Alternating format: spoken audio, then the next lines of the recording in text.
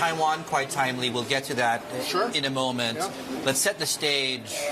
We're coming off some pretty high-profile visits, high-level visits. Right. Secretary Yellen was in Beijing. Sure. You had Antony Blinken there as well. Absolutely. Is this relationship, while complex, as stable as one can reasonably hope?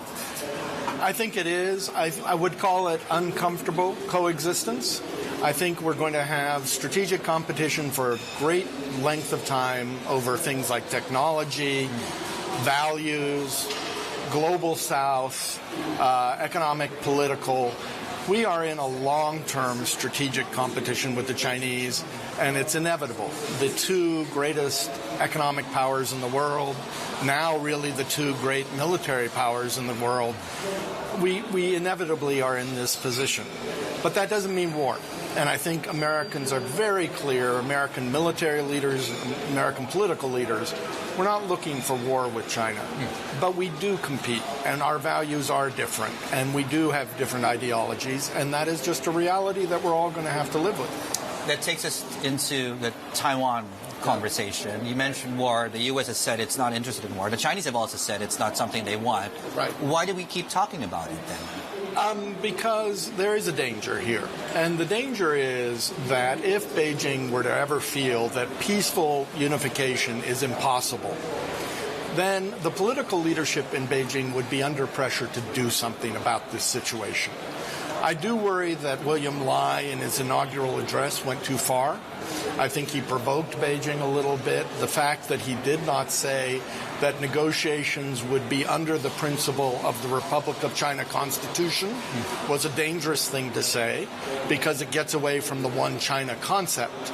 So I worry that we are in a little more tense period, that Beijing and Washington are going to have to carefully manage William Lai. Washington can't love Taiwan too much. There is a danger with all of these congressmen and senators loving Taiwan that the leadership in Taiwan might get the sense that they can move further. And I think that's very dangerous. The status quo is wonderful. My president, when I served him, George Bush, established the principle of unilateral changes to the status quo by either side.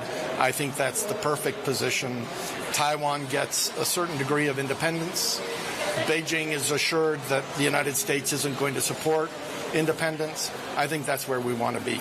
If I remember correctly, that takes me into Donald Trump, possibly a 2.0. One of the first calls he took during his first few days in office was from the then Taiwan president, Tsai Ing-wen. Yeah. What does that look like for these relations, for the status quo as you laid it out? I think there's some danger. I noticed that former Secretary Pompeo is in Taiwan a lot.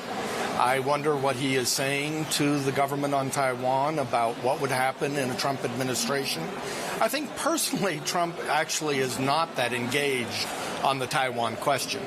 I see Trump trying to make a deal with the Chinese over trade, actually. I think he's got this whole plan of 60% tariffs is really a way to stimulate the Chinese into talks. And I think we would actually find that Trump and Xi Jinping end up with a fairly good relationship. Is there room for an improvement in relations going into elections, which is let's call it 5-6 months away? No. In fact, it goes the other direction. If you look, what Biden right now is focused on is Wisconsin, Michigan, and Pennsylvania.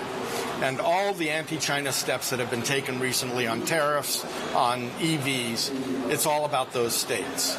If Biden is going to win, he has to take those three states. My friend Charlie Cook, who's here as well, makes that case. The only way Biden wins is through those three swing states. So he is doing everything possible to galvanize and get out the union vote. And that's an anti-China vote. And so that's why you're seeing these steps, and I would anticipate more of them before the election.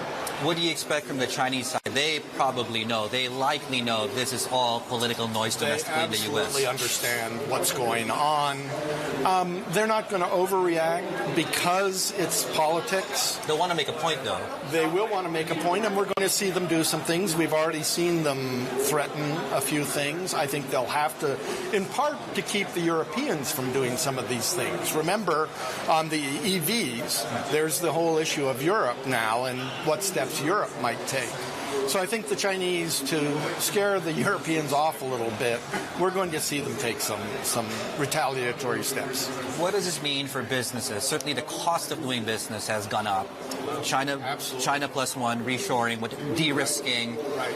Companies are sometimes willing to make that investment if there is certainty ahead, if they can make that investment back. Yeah. Does the level of uncertainty even get worse from here, or do you see things as bad as they can possibly get?